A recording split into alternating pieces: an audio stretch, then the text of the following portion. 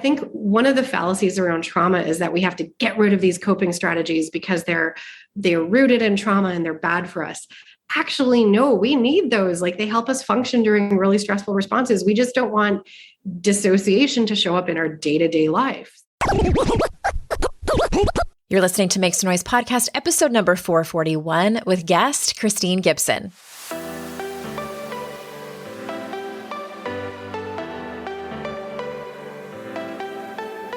Welcome to Make Some Noise podcast, your guide for strategies, tools, and insight to empower yourself. I'm your host, Andrea Owen, global speaker, entrepreneur, life coach since 2007, and author of 3 books that have been translated into 18 languages and are available in 22 countries. Each week, I'll bring you a guest or a lesson that will help you maximize unshakable confidence, master resilience, and make some noise in your life. You ready? Let's go. Hey everyone, welcome to another episode of the podcast. I am so glad that you are here. So we're rounding the corner as far as these episodes about therapy, trauma therapy, different modalities, etc.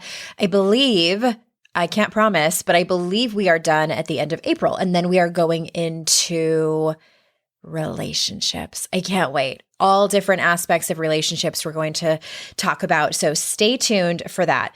Did I tell you, this has nothing to do with anything at all, but did I tell you that I'm growing my gray hair out? If you follow me on Instagram, you may have seen it. So I decided, oh gosh, it's been a handful of months now, that I would do it. It's kind of a long, boring story that includes like hair color and stuff that I won't bore you with. But essentially, I got a new hairdresser last year and she stopped covering up my gray. She was still putting highlights in. I don't really understand how it all works, how the magic and the science comes together to make people's hair beautiful. But she stopped covering it up with like a dark brown. And my gray was showing through a little bit more. And I'm like, hey, this isn't so bad. Fuck it. Let's just grow it out. I am very impulsive like that. And so she's like, yeah, let's do it. Yay. And then, so it's happening. And it looks really great, except now I've got several inches of regrowth. And I don't know, I'm going to have to reach out to a couple of people that I know who've gone through this process. Is this part of the process? Like the holy shit, what have I done part of the process? Because it's a lot more obvious now. And my gray hair is unruly. Like I'm like meeting this whole different personality that I did not know existed that grows out of my scalp. What? Like I'll pull it back. Like right now it's back it's long enough where I can just put it in a bun and then like pull it through like a little ponytail, like tie it in a knot. And it looks like, do you remember Doc from Back to the Future? What's his name? Christopher Lloyd, the actor. He's like, Marty. And he's got all this like hair, this gray hair. That's what I feel like. Or like the old Mother Gothel, not when her hair was black, but when she, didn't have the magic. And that's what it's feeling like. I'm like, oh, it's a process. It's this whole thing. I'm not going back. I have way too much pride to do that. To be like, never mind. I changed my mind, everyone. I just think the whole thing is, it's a journey, just like life. Just like we talk about over here on the podcast. Okay. Christine Gibson is here today. I'm excited for you to hear this conversation. She talks about, originally she caught my attention on TikTok because she talks about the 2 different types of therapy, top down or bottom up, which you will hear about. And a really fun tool that I love. She calls it affirmations. You'll hear about that. Okay. And before we get into it, there are a handful of spots left for the Daring Way retreat that's happening in September in Asheville, North Carolina. You can head on over to andreaowen.com/retreat. I know that Brene Brown's HBO series has recently come out, and that's super exciting. So if you watch that, if you read Atlas of the Heart, there was a lot of correlation between the things that she talks about in the book and in the HBO series and the Netflix Call to Courage special, if you caught that a year or two ago, to what we talk about and go over and what you'll learn in the Daring Way curriculum at the retreat in September. So head on over to AndreaOwen.com/retreat and let's get on with the show. Let me tell you about our guest today. Christine is a family doctor and trauma therapist in Calgary, Canada. She is an Avenue Top 40 Under 40, a TEDx alumni, and is starting a doctoral program in London in 2022. She has studied systems of thinking, the use of storytelling towards healing, and created a residency training program in health equity. Now she focuses on trauma as TikTok Trauma Doc on TikTok and in a soon-to-be released book, which will be practical and include the lens of storytelling and of equity. So without further ado, here is Christine. Christine, thank you so much for being here. Oh, it's a pleasure.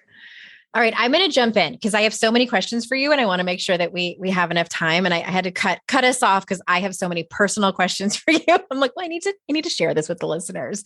But I'm going to kind of go out of order because you and I were just talking about EFT tapping, and I've had some experts on to talk about that modality, but can you share specifically, because I think we've talked about it previously around kind of, like acute things that are happening.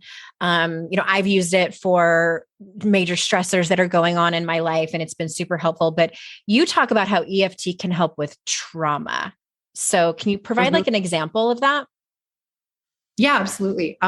So I trained in EFT with, a couple, Elena Frank and Craig Weiner out of Washington State. And as a part of their basic training program to get certified, you actually have to do their program on, it's called Tapping Out of Trauma. So Craig teaches that with somebody different, but for their certification, they think, well, trauma can show up no matter what you're tapping on, and you have to be kind of prepared for those responses. So, and then he actually did a 2.0 version of that, which I also did because trauma is my thing. Mm-hmm. So I was actually trained in tapping for trauma through the instruction that I had initially done. And it's interesting because they kind of did it in like a themed way. So one common thing that comes up for me, which I never would have anticipated until I started doing trauma work, is going to the dentist. So I've had a lot of people who feel that that's a very vulnerable position. And then a lot of people who've had specific traumas related to their mouth. So, and I don't think dentists really understand how triggering they can be. So a trip to the dentist can be full of apprehension. And the problem is once you have that association that, oh, this is going to be hard for me, your sympathetic nervous system starts sending out those fight and flight chemicals to the rest of your body. And then that can be like a snowball that very quickly starts rolling downhill once those chemicals have started being put out and your body feels, oh gosh, look, I'm getting anxious. And it travels down that pathway. By the time you're at the dentist with, him doing the work or her doing the work, you're in a full-blown panic attack. And it's, overwhelming to be in that chair. So something like tapping can be really helpful for you to dissociate the feeling of going to the dentist and those physical sensations and the emotions that show up, and you disconnect them from the dentist so that when you go to the dentist, you have a more neutral feeling about it. So you're basically just dialing down the intensity of the association. That's what I love about tapping. Okay. And now, of course, I'm like, oh, I want to ask you so many things that are related to that, but I'm going to follow the script. Okay. So let's talk about, can you explain to the audience how you talk about like two different types of trauma therapy, top down, bottom up? So what does that mean? Yeah, absolutely. It's one of my favorite. It's so hard when you're on TikTok, you can only pin certain videos. Okay. And that's absolutely one of my favorite videos because not a lot of people talk about it. And I think it's really important. So a lot of people think that doing CBT alone. What is CBT for people who don't know what that is? Absolutely. Thank you. Cognitive behavior therapy. It's what is in medicine, we learn it's the gold standard or it's the very best thing to do for trauma. And so I was under that impression for the first, 15 years of my career. And it wasn't until I started digging deeper that I learned about top down and bottom up. So top down is when you use your brain to help your body's symptoms of that trauma response or that threat response come online. So it helps you understand the thoughts that you have related to those danger signals. Which is CBT, correct? CBT, yes, absolutely. Yeah. But there's lots of other cognitive therapies. So even DBT, so dialectic behavior therapy, which for some reason has been linked only to people with borderline personality, but I've yet to meet a person with that label who doesn't actually have complex trauma in the background. So DBT is a beautiful modality that you can do both thinking and activities to handle distress, to manage your emotions, to show up in relationships differently. So DBT is really, really useful. I frankly think all kids should learn these skills in school. There's also acceptance commitment therapy, which I'm a huge fan of, which is another branch of cognitive work. What I love about that one is it shows up with like your values, like who are you as a person? How do you want to show up in the world? And then when we're retraining and reframing your thinking patterns, we're really doing it in this purposeful way. So all of that is cognitive. There's tons of different cognitive therapies. For trauma specifically, there's cognitive processing therapy. There's prolonged exposure therapy, where you're introducing yourself to, more and more significant relations to that trauma information. I personally don't use PE and I don't advocate for it because there's so many other ways to clear trauma responses without it being quite so exposed and quite so painful. And that will launch me into bottom up. So bottom up means that you use those body-based processes. So those danger signals result in that cascade of chemicals that affect your whole body. And as soon as you start to notice, hey, my heart's pounding a little bit, I'm feeling a bit sweaty, there's that lump in my throat, I'm queasy. Okay, those are my danger signals having been activated. I wonder what's going on. So instead of approaching it from a thought and thinking, okay, I'm just going to think my way out of this, you do a body-based practice. We call that somatic therapy. And the somatic work where you're using the body to interrupt that danger pathway is super powerful.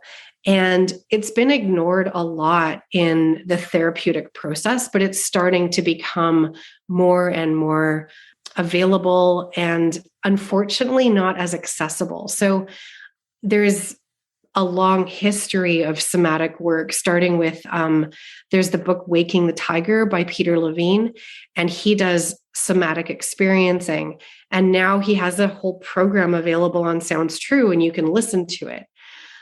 My hesitation around that stuff is he talks about some pretty traumatic details when he's giving his case examples. And if you're listening to this, podcast type program by yourself and you're getting really triggered by the content of it, you could go down these pathways of flooding or freezing. So I generally recommend at least starting these somatic techniques with somebody who's trained, who can help you recognize when you're flooding, which is that overwhelm of the danger signal, and freezing, which is like you're so overwhelmed that your body just shuts right down.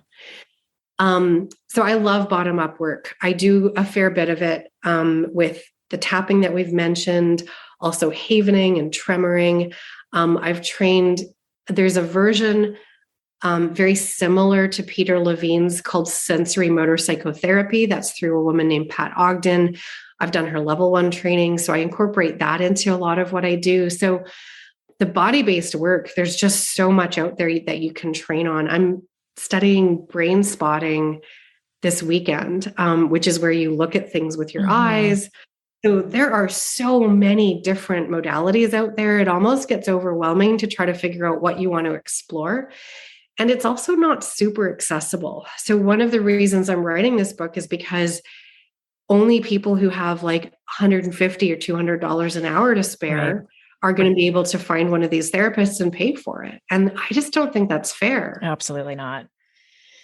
Yeah. Oh my gosh. I have so many like personal anecdotes and questions for you. I'm so glad that I am doing this theme around specific therapies because I didn't even know about all of this. So CBT is what I was introduced to in 2002 when I was first diagnosed with anxiety disorder. And it was incredibly helpful. Like I had never had anybody tell me like, oh, you can actually learn to manage those racing thoughts that were like tearing me down into physical symptoms, vomiting, armpits tingling, numb fingers. Like I would get all of that with my panic attacks. And then they say in the rooms of 12 steps, like it works until it doesn't. And that's how I feel about CBT. So it wasn't until 2020, the onset of the pandemic, where things kicked back up for me, which I know it did for many people. And I was like, I really need to start digging into somatic work again. And I did. And it was really helpful. And I forget the name of what exactly she did a couple of different things with me. And it was tough because it was virtual because of the pandemic. And I was like, I feel like this would be, and especially as someone, like, as I was telling you before we started recording, who is very resistant to somatic work, which I think is fairly common, probably people who grow up in this culture. I do feel like it would have been a little bit easier for me and just able to trust the practitioner better being in person. However, I've recently heard about havening and brain spotting. A friend of mine told me to look into it, and it's not cheap. And I'm so glad you're writing this book. Before I forget, when does it come out and what is the name of it? It's the Modern Trauma Toolkit, and it'll be out in about a year. Okay. So they're guessing spring 2023. So even though I'm wrapping up the first draft this week, it's quite a process to get it published. And the publisher is in both the US and the UK. So they have like global rights, but the book tour and like all of the PR is going to be happening in the States first, which feels so strange. So I'm going to probably have to like arrange my own little Canadian book tour, which I've been actually dreaming about. Like, I love small towns. So I just drove across Canada for the first time this summer. And as I was going, I was like, wow, if I could stop in all of these small towns and like do a little bit of reading. Because when I talk about accessibility, part of it too is like, how does rural Canada access a therapist who's trained in all these like super random things? So the more that we can open that gate towards access for everybody, that's just really important to me. My whole career has been predicated on health equity spaces, and the work that I do is with refugees and also at the addiction clinic. And nobody that I work with could afford private therapy. And to me, that's just such a shame, because I think if we have universal healthcare in Canada, it should absolutely be covering mental health. Like, everybody could use that, especially now. Like, pre-pandemic, we used to say like, oh, 1 in 5 people are suffering from a mental health disorder. And I mean, that's where you could diagnose it from like the DSM, the Bible of psychiatry. Like, if we start to look at mental health symptoms, which is like that sympathetic nervous system being too overactive, or the one that not a lot of people talk about. So I don't know if you've had guests talk about the Polyvagal Theory, but that was one of my next questions for you. My question was around like the Polyvagal Institute level 1, and it sounds complicated, but can you kind of break it down for us in layman's terms, please? Yeah, absolutely. I'm a huge fan of the Polyvagal Theory, but it is really hard to kind of get a grip on, because the people who talk about it the most are the person who came up with the theory. His name is Dr. Stephen Porges, and he's like a basic science researcher. So it wasn't until he started talking to clinicians that he realized the theory that he came up with related to trauma. And then there's a woman named Deb Dana, and she is the clinician. So she does clinical therapy, and she's the one who uses the polyvagal theory in therapy. So she's the one who launched the Polyvagal Institute and teaches through the Institute, but she has a ton of instructors that were really fantastic who taught us through that program. Only level 1 is available at this point, and you do have to be a therapist to take the program. Okay. So what is, it's a nerve, correct? Kind of. Okay. So Deb just also launched a Sounds True program called Befriending Your Nervous System. And so she does a great explanation of it, and just like a single podcast episode on Sounds True. And then if you're wanting to dive really deep, she has that. She also just came up with a book called Anchored. So you can access Deb Dana's work non-clinically just this year. So before this year, everything was just aimed at therapists. And I heard about it through like a friend of mine who worked at the food center, and she was explaining this to me. And I was like, this is a way better explanation for everything that I see in the clinic compared to the stuff that I see in the DSM. Because if I look at everybody through the lens of the DSM, they would leave the office with like 3 different diagnoses. But if I look at them through the lens of the polyvagal theory, it's such a beautiful, simple explanation for what your nervous system does under stress. So we've already talked about the sympathetic nervous system. That's the first thing that kicks in when you're stressed out. And that's like the adrenaline, the epinephrine, and it makes your heart pound and you sweat and all of those things that you described with that panic attack. What people don't understand is the vagus nerve. And that's when you were talking about like this one nerve. So your vagus nerve goes up into your face. And when you were saying earlier, I feel like I relate to people better in person, that's the ventral vagus nerve that's in your face. And it's in control of facial expressions and also parts of your inner ear. So, and your voice box. So, speaking in a prosodic voice, so that's like kind of a maternal melodic voice, very, very important for a person who's under stress to hear that kind of a voice. So harsh tones, angry word or angry abrupt. Angry sounding vocal tones, really hard for a person who's been through trauma. Same with facial expressions, which is why somebody who's got anxiety, they might really appreciate that people are wearing masks because the pandemic makes them anxious. But there's also a part of them that's like, gosh, I wonder what that person's really thinking. So masks can make therapy really hard, which is why I actually love doing Zoom therapy, because then we can use our facial expressions. And when we do that, when we kind of feel connected through our faces and voices, that's called attunement. And it's actually the most important thing in any kind of therapy. So when you're saying, gosh, there was something just kind of missing, that might have been a piece of that attunement that was missing. Like your vagus nerve that's in your face didn't feel quite safe enough in that environment. So that's the safety vagus nerve. And we call that ventral vagus because ventral means forward. And that's the part that's going into your face. So it's going forward. It's a more recent evolutionary part of your nervous system. There's a vagus nerve that also goes backwards. So we call that dorsal vagus because dorsal means back. So the dorsal vagus system is the part that shuts your body down. So when your sympathetic nervous system, that fight and flight response has been completely overwhelmed and your body's just like, I can't handle this anymore. Like I'm just been busy keeping your tone in your muscles and pounding your heart and I'm just done. I can't do it. That's when the dorsal vagal response kicks in, and that's a shutdown response. So in animals like mammals, we call that feigned death. Like if a deer or a bunny has been running away from a predator, and then it just kind of plays possum, it just like lays down and pretends it's dead and hopes the problem goes away. That's the dorsal vagus nerve. And humans do that by like, I can't get out of bed. I can't get off the couch. I have this list of things to do and I just can't even get started. The whole thing just seems overwhelming. Like, I'm not maintaining my self-care anymore. That is dorsal vagal response to threat. And we have so much shame built into that response. Like anxiety and busyness is a part of Western culture, but like that shutdown response, then it triggers shame, which cycles the whole thing to get worse and worse. But for many people, it's actually not lazy. It's a threat-based response. And your body is just completely overwhelmed and it's choosing to shut down to keep you safe. So the thing about trauma is there's all this shame built into those trauma responses, but they're adaptive. They're all protective. And it's your body doing its best to protect you, even though in today's Western society, these responses make life a bit difficult. Yeah. Is that the same response, like the dorsal?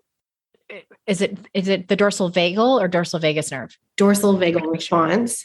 Dorsal vagal response. Yeah. Is that the same one or is it different when, because I can count probably just on one hand how many times I have, and I don't know if it's like derealization or dissociation, where I've always kind of joked that I'm great in a crisis. And what really happens is it's a way for me to completely shut down so that I don't get emotional and I overfunction. So it's happened when I got the fateful phone call that my husband had been having an affair. I remember where I was standing. I was at a Barnes and Noble and I didn't hear anything or see anything. I didn't cry. I didn't do anything. And then I started laughing hysterically. Mm. That was one time my daughter had to have emergency surgery. She had a ruptured appendix, and my husband was, how do I say this nicely? Not able to help.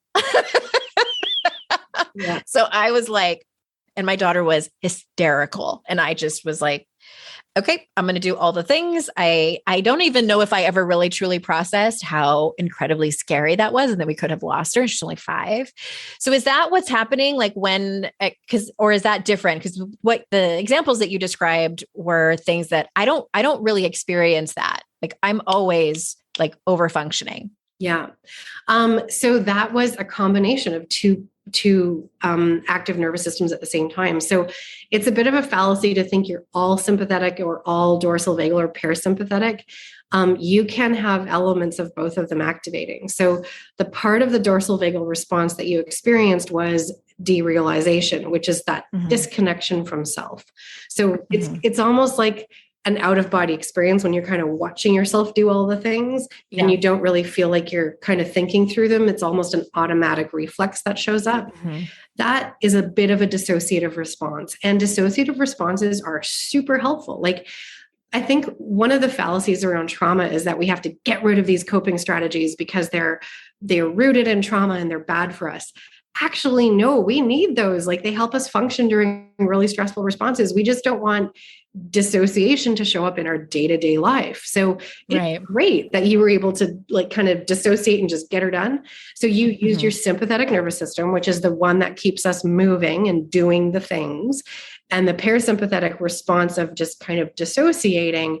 And those two kind of showed up together in those events.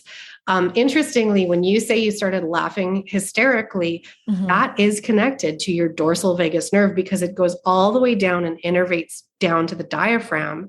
And things that trigger the diaphragm can trigger hiccuping, laughing, and crying. So there's one other somatic thing that I've trained in called tremoring. And I teach people how to shake things off the way a dog or a horse does. Like, if a dog gets super stressed out, they just like shake their whole body.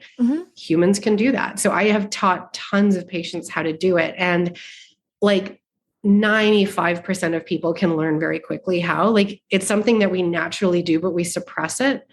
A lot of times they'll start hysterically laughing. I actually have done that when they're doing the tremor. And it's because that vagus nerve is kind of innervating your diaphragm, and it just starts making your diaphragm muscle get really twitchy. And when it gets twitchy, it can trigger laughing, crying, or hiccuping, yawning. There's a lot of things that actually happen with the lungs when you're letting go of trauma. And it's your vagus nerve resetting. It's your vagus nerve kind of changing its sensitivity. So it's really cool once you start to understand the way that it works in the body and that combination of like the psychotherapy piece and the physiology, which is kind of where I live. I just think it's incredible what the body can do. It's fascinating. And I'm assuming that it's helpful as one starts to step into this work, the more somatic modalities, that they start to realize how their body responds. Because I'm a twitcher too. It's happened to me when I both am full of rage and don't have where it's like socially unacceptable to dispel it. And when I've done the somatic work with my last therapist, I twitch. And the way I described it to her, I said, it feels like there's one of those bouncy balls that you get out of the little 25-cent things, that you can, and they bounce over all the walls. I feel like that is happening in my body. And she said, yeah, it's working. Yeah. Peter Levine calls that sequencing. So, okay. There's all different like therapies have kind of different theories around it, but yeah, you're totally letting go. The way I think of it is when you're in fight and flight, your body's like, okay, we clearly have to get away from this problem. We either have to fight it off or we have to run away. And so your body gets you ready by sending all of its energy to your heart and your muscles so that you can run away from something. But the stuff that we're afraid of in modern time isn't like, a bear or a natural disaster, because we're not physically having to run away from our problems the way we did when humans evolved. So we get all this stuck muscle tone that's kind of like tensing our bodies to get us ready to figure out these threats, but we can't figure out our threats in a physical way anymore. So we end up with a lot of muscle tension. And so a lot of people have like tension in their neck and tension, like headaches, and, even tense front body responses, like tension, like that knot in the stomach feeling. That's physical tension. And one of the beautiful things about tremoring, or that sequencing response that you experience, is you're letting go of what I call sympathetic tone, which is your fight and flight system sending energy to your muscles. And as you tense up, you kind of need to let it go. So another thing that can work really easily is exercise. Like if you exercise anywhere from 20 to 60 minutes per day, you're actually letting go of that sympathetic tone every single day. And when I've had really significant anxiety in my life, when I was doing like inpatient medicine, when I was married, like when I had really significant anxiety, I had to work out every day, or it just like overwhelmed me on a daily. And I had crazy high blood pressure. And it turned out my blood pressure was just related to my sympathetic nervous system. And once I got it under control, it was normal again. That same thing happened to me. Amazing. It was chronic from the age of like in my mid-20s, and I was in that relationship and then I was just medicated for so long. And it wasn't until we left the state and I had to find a new doctor, and I didn't get my prescription refilled. And it had been like several months that I had been, and I was, in a new marriage and everything. And she checked my blood pressure and she's like, it's actually normal. And I was like, it hasn't been normal since like I was a teenager. And she said, and I was so confused by that. And she said, sometimes it's just unexplained. And this was, like a regular doctor. So I had a hunch that it was some kind of emotional thing that had happened. When I was just a regular doctor, I did not understand any of this either. I had to do so much extra work to learn it. Like I took 2 solid years. And I mean, I'm still learning because I love learning. I just started a doctorate this year because like I don't already have one. I just love learning. So I just thought, well, I'm going to learn all the things because my patients can't access any of it. So I took like 20 different training programs. But once I started learning about the trauma responses, I started understanding that like, if you're stuck in that sympathetic nervous system the way you were in your 20s and 30s, and the way I was when I was at the hospital, you're shutting off your digestive system, your fertility system, your immune system. So when you're in sympathetic response, the parasympathetic system doesn't happen. You're shutting off your sleep systems, which is connected to immunity as well. So if we start to look at the organism as a whole and not just think of the brain as one thing and the body as another, it's so deeply connected. And I started to understand that, we're taught in medical school that stress relates to different physical symptoms. But now that I understand it so much better, like that connection to me is so important. When you think of chronic pain, so much of it is actually the same responses through the same systems that happen through trauma. When you think about addiction, it's those same chemical systems that happen through trauma. So my understanding of the brain-body system is so enhanced by understanding trauma. And I really wish we learned a lot more about this in medical school. I'm interrupting this conversation to bring you a few words from some of our sponsors. Okay, I've been talking to you about Circle DNA the last few weeks and how I took the test and sent it in. It was super easy to take. The results are back. And Circle DNA Premium is the world's most comprehensive DNA test. 500 reports across 20 categories. It's so much information. It's so interesting. And I want to just tell you about a few of them. The ones that I was most interested in were the drug responses, which I won't get into it, but I'm sure you've heard of it, where you can tell like which ones you should take as directed with caution, etc. Came back that I have excellent memory skills, which drives my husband crazy because now it's validated. Yes, I don't forget anything. And also that I am gifted. I came back average on most things. Also came back average on music and dance ability. So my chances of being a solid gold dancer probably not great, but I am gifted at information processing power. This, y'all, is probably why I talk so fast, because I'm processing information very quickly. One of the other things that was so interesting to me is, especially if I was about to have children, or even if I had adult children who might have kids themselves, is that it will test any kind of genetic mutations that you have. I came back, had no idea that I'm a positive carrier for non-syndromic hearing loss, which is it's just nice to know those things. Also, with Circle DNA Premium, you get 2 free one-on-one consultations with genetic counselors that help you interpret your results. And stay tuned. I will let you know how that goes. There's also, if your budget is limited, Circle DNA offers Circle DNA Vital that focuses on diet, exercise, and wellness reports if you wanted something a little bit more affordable. Your data is always 100% private and securely stored. So if you go to circledna.com and use my coupon code, Andrea Owen, you get 33% off any Circle DNA test. This is only valid for the first 33 kits sold, so make sure you don't miss out. It's circledna.com. Use coupon code Andrea Owen at checkout to get 33% off your order. This podcast is sponsored by BetterHelp Online Therapy. People don't always realize that physical symptoms like headaches, teeth grinding, digestive issues can be indicators of stress, not to mention doom scrolling. That is something that I do that I wish I did not do as much as I do. Sleeping too little, sleeping too much, undereating, overeating. For me, for sure, insomnia is one of my biggest indicators of stress. It can show up in all kinds of ways. And in a world that's telling us to do more, to hustle more, sleep less, it's celebrated if you sleep less and grind all the time. I am here to remind you to take care of yourself, do less, and hopefully try some therapy. Therapy has been incredibly helpful for me. I have long told you guys on this podcast that I am pretty much always seeing a therapist, especially in times of extra stress. So BetterHelp is customized online therapy. They offer video, phone, and even live chat sessions with your therapist, so you don't have to see anyone on camera if you don't want to. It's much more affordable than in-person therapy. Give it a try and see if online therapy can help lower your stress. This podcast is sponsored by BetterHelp, and Make Some Noise listeners get 10% off their first month at betterhelp.com/kickass. That's BetterHelp.com/kickass.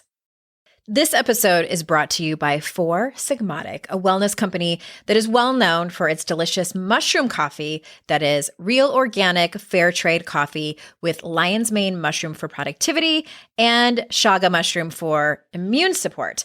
Mushroom coffee is also easy on my gut and doesn't leave me with that awful jittery feeling or midday crash. I tend to not be able to drink coffee past 11 a.m. unless I want to be up past midnight, but I haven't had that feeling with this mushroom coffee. So it's kind of amazing in that way.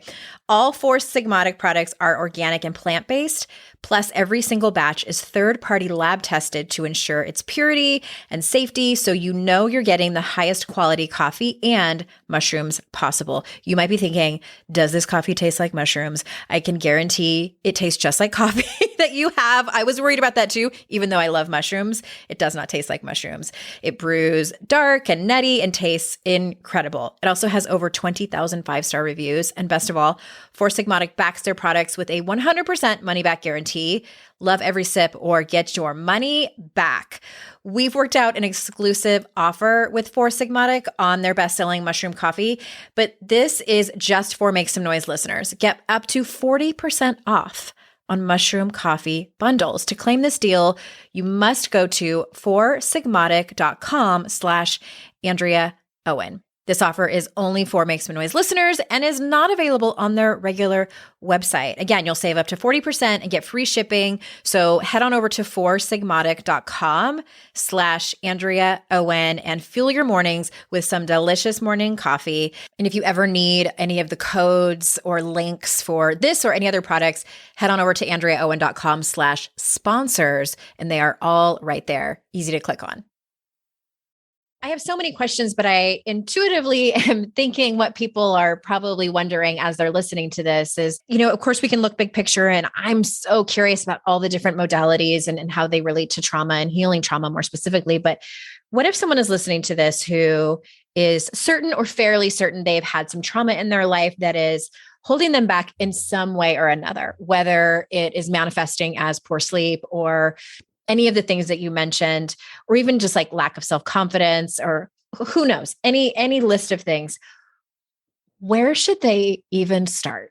Part of it is accessibility, right? So if you have like an employee benefits program, or if you have some private insurance that allows you to access a modality, start there. Like start with a thing that's easily accessible to you. If you have a suspicion that the issue is trauma, I always suggest doing a quick interview for fit with your therapist to make sure that they're trauma informed. And that's just like, especially if you identify like as kind of within that non-dominant paradigm, like if you're gay or trans, or if you're a person of color, you really want to make sure that the therapist can hold a safe space for you. And I would just ask, like, are you familiar with these clients? Like, how does this work for you? What's your comfort level? And then around being trauma informed, it's kind of like, so what would you do if I had a panic attack during therapy? Like, what are your kind of responses and you're looking for that flooding. So flooding is like that panic, and freezing is kind of like that dissociation that you described when you're just like floating above your body. Those are really common trauma responses, and some therapists handle them better than others. Some therapists jump straight into the content of trauma, and it's something So is that more like talk therapy, you mean? Yeah, like let's talk about your trauma in session 1, and I want you to tell me about all the ways you've been traumatized. To me, that's not trauma informed. Trauma informed is starting with the present, like what are the symptoms of those traumas that are showing up in the present moment, becoming more mindfully aware of how your body is responding in the present related to those past experiences. And then once you're feeling safe in the present, then you can start approaching the past. So that to me is how a trauma-informed therapist shows up. And just trying to understand the way that they approach traumatic experiences will help you. The key is listening to that gut instinct. If your gut's telling you like, run away, this isn't safe, then it's probably not a safe modality for you. But if they're creating that safe space through attunement, like those facial expressions and tone of voice, and if you feel safe in that, the way you're hearing them is landing well in your body, like they're not triggering that scary system, then that's probably a good one for you. Okay. Thank you for laying that out. I did a mini-sode a few weeks back where I talked about the difference between trauma-informed and able to treat, because we're seeing the term trauma-informed a lot lately. And my worry is that people are getting that confused, especially like life coaches who maybe even have no training as a coach, which I can't, I can't with that. So like for me, I'm trauma informed, and that only means like, I'm not able to treat. I'm not trained in it. It is way beyond the scope of what I do. Yeah. So, but if somebody feels safe in a workshop or as a client sharing with me a traumatic thing that happened to them, I'm able to hold space for them and ask them the right questions to make sure that they feel safe. But we are very clear that I'm not here to treat them. I'm here to hold that space and also refer them to someone who is trained to actually treat them. I appreciate you saying, for me, as someone who had and still has some major trust issues with other humans, it was, I had to have, it was 6 to 8 talk therapy sessions with my trauma therapist before I was ready to go into the somatic work. And I was very frank with her. And I just said, I don't trust you. It's not personal. I don't trust anybody. And so I had to get really honest, because there was also a part of me who was like, okay, let's go in, let's fix this. Let's do it. And that's, my body is going to say, that's cute, but no. And I've got 2 thoughts about that. We could probably talk for like 6 hours because we're big conversationalists and you bring up so many important things. So the first one is, the more you talk about your trauma, the more you enforce the travel, like the journey towards that path. So the more that you think and talk about your traumas, the more that your brain will continue to do that. So your brain loves familiarity. And as soon as you set up a pattern of like, this is what we do, your brain's like, oh, this is what we do. We just continue down this path every single time. And that's really how triggers and flashbacks happen, is like, that's a familiar path that sends your brain down, making that journey towards the trauma memory. And what we actually want to do in therapy is disconnect it. So I actually do not encourage people to talk about their trauma, because it strengthens that pathway. And in neurology, we say what fires together, wires together, and you strengthen those memories the more you talk about them. So I encourage a lot of non-talk therapy about trauma. So when I work with my patients, we rarely get into the details about the traumas that have happened to them. That's why I'm such a huge fan of accelerated resolution therapy, is you don't even talk about the thing that happened at all. You think it, but within like an hour and a half, you've completely changed that pathway. So instead of that pathway being the thing your brain wants to do, it's now a thing that your brain's like, nah, maybe not. The second thing that you mentioned that I thought was fascinating was those trust issues. And yes, it could absolutely have to do with the things that happened through marriage, or the things that happened through, being bullied or having poor job experiences. But a lot of times when it's like you talked about this, like visceral, wow, I don't trust you, even in a relationship that you should be able to trust them a little bit. And oftentimes I find that those experiences have something to do with pre-verbal memories, like something that happened before the age of 3 that you couldn't even name, or ancestral traumas. And that's where somatic work and metaphorical work can be really, really beautiful, because the language of the subconscious mind is not thinking and talking. The language of the subconscious mind is movement and metaphor and imagery. And not everybody's trained in that stuff. But if there's ancestral trauma, and, certain communities of people have encountered more of that, but the more that we talk about it, Thomas Hubel does a lot on this.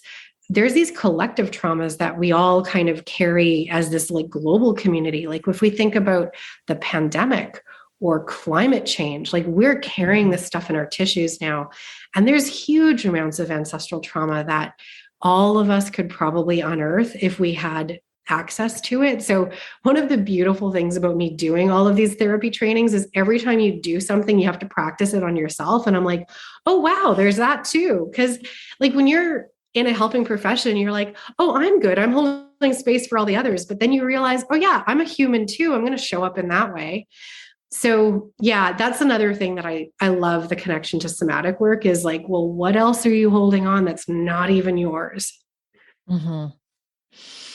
Oh my gosh, it's so interesting. I selfishly, like I want to tell you this. I think the reason that I was so adamant and have been for the last 15 years that has taken a turn for the better about telling my story and wanting to trust a therapist enough, I need you to hear this story first, is because, and it was sort of this double-edged sword, because I wanted someone to see me in my pain for all of what it really was. And I didn't even totally understand it. So it was awkward, but also it was the thing I was terrified of. And so what ended up happening is, and I shared this on another episode that I did with my best friend, and is that, I don't know if you dive into Brene Brown's work at all. And her new book came out, Atlas of the Heart, and she was talking specifically about humiliation. And that I think Linda Hartfield is the woman who they just study humiliation. And Brene said that they had to go back to their research and look at the data and actually change some of the definitions around humiliation. Because when I was trained in it, they talked about shame and humiliation, very similar physical response. The difference is that, shame is this, very rudimentary, generally speaking. Shame is you feel like a bad person, like you deserved it. Humiliation, and you feel like you didn't deserve it. And I felt like they kind of just like, humiliation is that, we're not going to talk about that. We're going to focus on guilt, shame. Those are like the biggest things. And it wasn't until there was a podcast episode and Brene was reading this new definition of humiliation and how it strips someone's dignity. It just rips to the core of who you are in your identity. And it also, the data shows that it leads to homicidal and suicidal behavior. Wow. And I had to turn the podcast off because and it's still like my throat like clenches up when I talk about it, because it was for the first time I felt like that is somebody who sees me and my experience. And that's what I kept saying when it first happened, is like, I feel so humiliated. And there's a scene, one more thing, there's a scene that I cannot watch without crying from the Sex and the City movie where Mr. Big leaves Carrie at the altar. Did you ever see the movie? Was that the first one or the second one? It was the first one. So it was like, it was a long time ago. Yeah. It was like 2006 or something. Yeah. And they pass each other in the cars in the streets of New York, and they stop the car, and Mr. Big gets out and he's like, Carrie, I'm so sorry. And she runs up to him and she starts hitting him with her flowers. And she's like, you have humiliated me. And I still watch it. And I'm like, that's what that is. Since then, since I saw that, or, I heard that definition and I watched that scene, and I'm like, okay, it's almost like my nervous system is like, thank you. That's what we've been trying to tell you this whole time for a decade and a half. And that's where I feel like the hairpin turn happened. And I'm like, okay.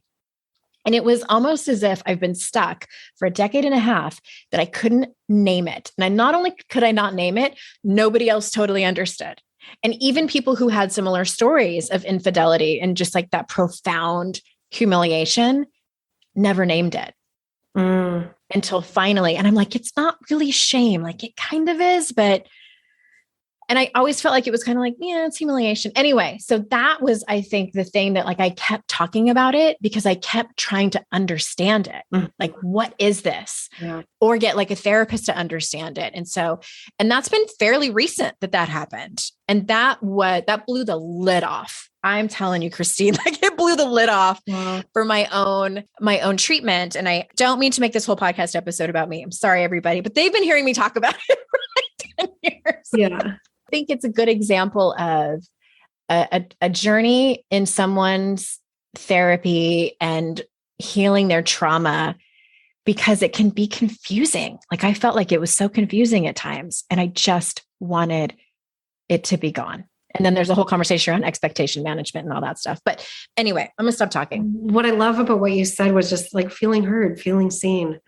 You know, like your therapist should at the minimum do that. So even if we didn't have those right clinical definition of humiliation, and girl, I've been through all of what you've been through. Like it's really, really hard. And feeling heard and feeling seen is the goal of therapy. And like, that's where, you're in the right place, is if you're getting that feeling from the person you're talking to. And I've had to switch therapists twice now when I was with somebody that I just didn't feel was hearing me and seeing me. And now I have one like kind of talk therapist and one somatic therapist. And like, I feel like I'm getting very different things from each of them. And I knew that I needed something a little bit different. So, but that's privilege, right? Like I'm privileged to be able to find those people and access them, but that validation and like, there's nothing wrong with you. You're not broken. These trauma responses are valid. Your feelings about the things you've been through are valid.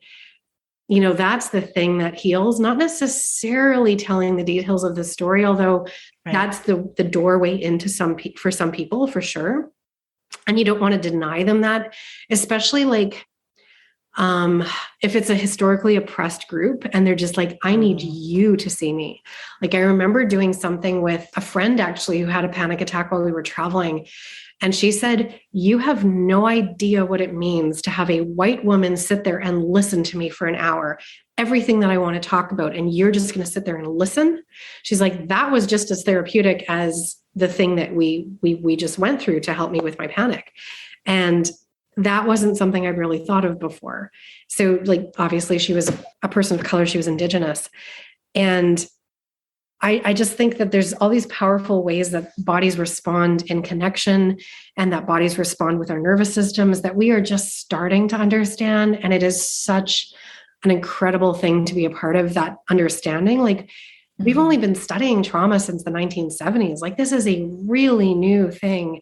And it's only really caught on in the last, 5-10 years where people have been doing more and more talking about it and feeling like it was a socially acceptable thing to talk about, which is why I do TikTok. I love being part of that community. I contribute, but I also learn a ton. Yeah. And now you said all that, like it, for me, as a privileged white woman, it very much is less about the story and just about the impact that it had on my body and my behavior and like who I was as a person, especially who I was as a woman. That's what I think I really wanted the validation about, because I felt like it's very lonely when you feel like there's not a proper explanation for what you're feeling. And like, there's words and definitions that are almost right, but not quite. It's kind of like trying to reach orgasm. It's like almost there. I need a beat drop. That's what that's the best analogy I can come up with. So finally, good. I think you're onto something with that. To her credit, my last therapist did see me in what I had shared, and we honestly was the first person who showed me that what I was in was an abusive relationship. It showed me told me what trauma bonding was and reactive abuse and all of those things. So I thank her for that. And yeah, I think at the end of the day, my deep exhale is around, I don't mean to sound cliche, but it is quite a journey. It is quite a journey. And my hope is that this type of mental health accessibility becomes more accessible for more people. And also I'm very happy that we have a language around it. We're starting to develop a language around it that people understand who aren't doctors and PhDs. And we can have these conversations, hopefully with people we trust and our children. And so the generations after us can truly contribute and make a change. And sadly, even the doctors don't all understand. Like that's what I was kind of trying to share is I did not know this stuff until I took private money and private time and invested in learning it. So I really think it needs to get into medical education. I think it needs to get into the schools. So one thing I am designing in the next year is like a trauma-informed certification program. And I want to teach teachers how to calm kids down when their sympathetic nervous systems are overactive and how to recognize when a kid's dissociating. Like I actually think the general public needs more access to this information. Like it's something we all should know. I think it's more important than calculus, frankly. Yeah, we're learning about the French Revolution. My goal is to try to share this with more and more people. So I'm really appreciative that you're doing the same thing. I've taken up so much of your time. I appreciate you so much, Christine. And I would love to have you back when your book comes out. If you can make a virtual trip this way. And so tell us where people go to learn more about you, to pre-order your book when it's available, all those things. Of course, I'm going to put your TikTok link in the show notes, but where else? Yeah, I love the TikTok community. So on there, I am TikTok Trauma Doc. I have a website, christinegibson.net. So Christine with a CH. And within the month, I am launching a new website called moderntrauma.com. And we're just designing it right now. And it's this really beautiful community space. So we're going to have community conversations on there. And then it's going to link to some of the TikToks. And if you purchase the book, The Modern Trauma Toolkit, there will be a hidden page of the website with some extra video content that I'm going to be recording over the next few months. So that whole website is going to be really, really just beautiful and emergent. I feel like a lot of trauma stuff is really, really heavy, and it doesn't have to be. Like if we come together as a community and we do this work together and we share together, I actually think it can feel really validating, like what we were talking about earlier. There's two analogies that I use on the website, and one is the kintsugi pottery. I don't know if you've heard this concept, but it's like when it breaks. Yeah, yes. Explain that. I think it's beautiful. So it's this Japanese term for like when a piece of ceramic has been broken and they put it together with gold or silver resin. And the idea is that this piece is more valuable and more beautiful for having been broken and put back together. And I don't think that we're broken when we've been through trauma. I don't think we need to be fixed. I think our body is doing this adaptive thing. but it certainly feels like we are. So when we start to put those pieces back together and we're like, oh my gosh, that's post-traumatic growth. And what I always say to people is like, you are not defined by your traumas, but you can come out on the other side of it, having done the work as this more evolved and emergent human being. And it's amazing. The other analogy is like the caterpillar emerging as a butterfly. Like post-traumatic growth is possible. And that's the message that I'm trying to really share with people. Okay. Oh my gosh. You're right. We could have talked for so much longer. And I am excited to have you come out. And we'll make sure this website or this episode comes out when your website is out so people can go to it and do all the things that you talked about. And thank you again for being here. And listeners, you know how grateful I am for your time. So incredibly valuable. Thank you for spending that with me and my guests. And remember, it's our life's journey to make ourselves better humans and our life's responsibility to make the world a better place. Bye for now. Hey everyone, thanks again for listening to the show. And just a quick reminder that if your company needs a speaker or a trainer, I might be the right person for you.